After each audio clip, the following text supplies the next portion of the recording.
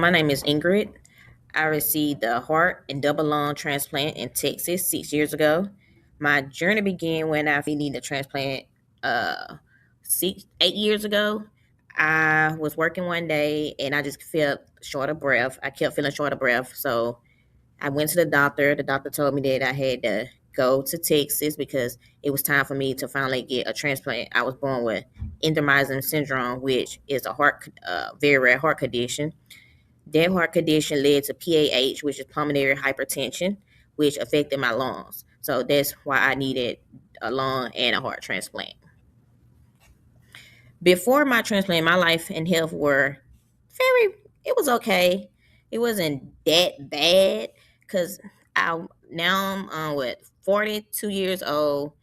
I was born with endomysitis syndrome, but I lived a very normal lifestyle and life until 8 years ago when I started feeling ill.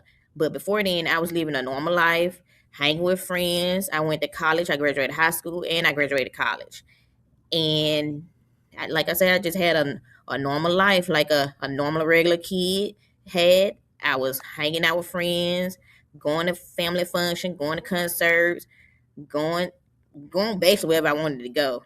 And why I decided to get a transplant because I wanted a better quality of life. Because after living so long, my set used to be like in the 80s. So my body was comfortable with it until one day it got lower than 80s. So I was like, okay, yes, it's time to get a transplant. And my doctors then was in agreement with it. But at first, it was the doctor who told me I needed a transplant. So I didn't want to hear it at first.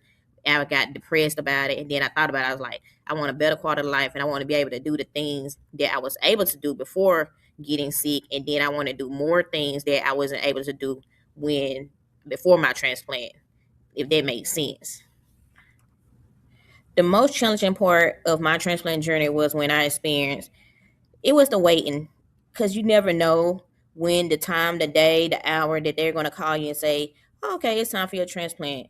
Is I went through, I think, like 3 or 4 calls before I got the last call for me to get transplanted.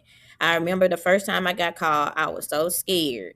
I didn't know what to do. And then when I got to the hospital, they gave me an armband, checked me in, and then they said it was a no go. I was relieved. I don't know why, but I was just relieved, even though I knew getting a transplant was gonna make me have a better life. But I was so relieved that I didn't get transplanted that day. So then another time came, I got a call. So that time I got admitted in the hospital. They gave me all the medication that I needed to take to get the transplant. So after receiving that medication, I had got a little nervous again. Made it all the way to the OR room. I was literally on the table talking to the anesthesiologist, and they came in and said it was a no go. Crushed my spirits. So then, probably like the months later, or either the next year, I got a call. I didn't have no nervous bone in my body. I was so happy. Like I really wasn't even all that happy. I didn't really have no thoughts for real. I was just ready to get the process over. And in my head, I'm like, okay, it's gonna be another time when they say it's a no go. So I didn't have no nerves. I wasn't scared at all. Only thing I went, me and my cousin went to the hospital. I stayed overnight. The next day, they came and got me out the room. They was like, "We finna take you up to the OR to get transplanted." I'm like, "Okay." Next thing I know, I woke up. I was in ICU. So that is my experience that I had with my challenge during through the transplant. What helped me stay strong and hopeful while waiting for my transplant? What made me stay strong and hopeful was my family. They was there the whole way from the start from the beginning to the end.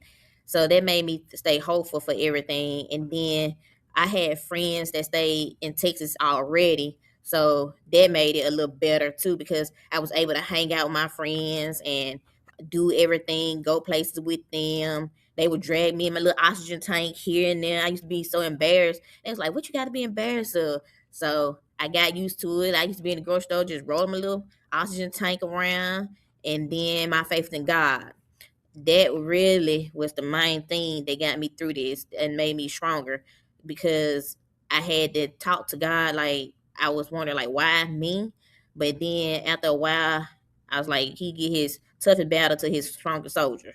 So I just had faith. That without faith, I don't think I'd be here right now, because I had to have it, because it's a hard journey going through a transplant. But that what kept me hopeful with was God, family, and friends. Since my surgery to get well and stay healthy, I basically do everything that the doctor tell me to do. Like, I follow directions good. Like, if they tell me not to do this, I don't do it. Like, I have to stay a certain weight. You just can't gain a lot of weight. And then I make sure I take my meds how they want me to take them. I eat what they tell me to eat. Only I eat what they tell me to eat. So that's basically how I try to stay healthy. But it is a challenge, because, like, when it comes to fruits, I love fruits. You have to wash them a certain way before you eat them. You can't like eat at a buffet, which is convenient, but you can't do that. And I love salads. I can't eat salads now. Well, if I eat a salad, I have to make it myself, because there's a certain way you have to wash your fruits and your vegetables. So basically, you can't go out and just grab a salad. So it's a judgment. And the hardest judgment I had to make after transplant was back to my eating habits, because I was so used to eating this, that, and that, and I love sweets. That was the main challenge for me, because I'm a sweet person. So I had to cut out all the sweets, all the snacking, and everything. But now, after 6 years, I still sneak a sweet in there every now and then. But other than that, I do right. And I just hate sometimes that I can't eat certain stuff that other people can eat. And then another little reason is I hate that I can't drink a little wine, because I miss those days too.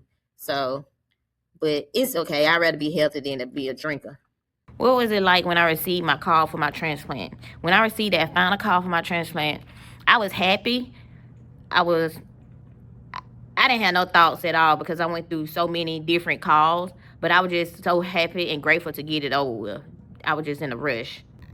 How was it during my recovery of my transplant?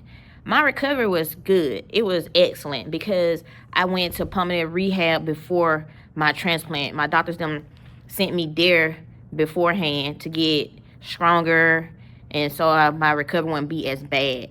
After my hospital stay, I went straight home. I didn't have to go to the rehab center like most patients does. I went straight home. From there, I had physical therapy come in. I had nurses come in, and they actually the I think it was the nurse or somebody with physical therapy. They came in. They met us at the house the day of me getting released, so they can set up everything in my house. But other than that, everything went fine. Everything went fine. I was pleased and happy overall of my treatment after the hospital stay. It was good. The advice I would give someone going through the transplant process is, make sure you have a good support system first and foremost. And if you have any questions, and if you feel like you're down and out and you don't have anybody, I don't think you have to do is just go to someone or talk to someone that's had a transplant before, because they the only ones that can understand what you're going through. But I would just say, look into God, have your family and friends support, and other than that, you'll be good.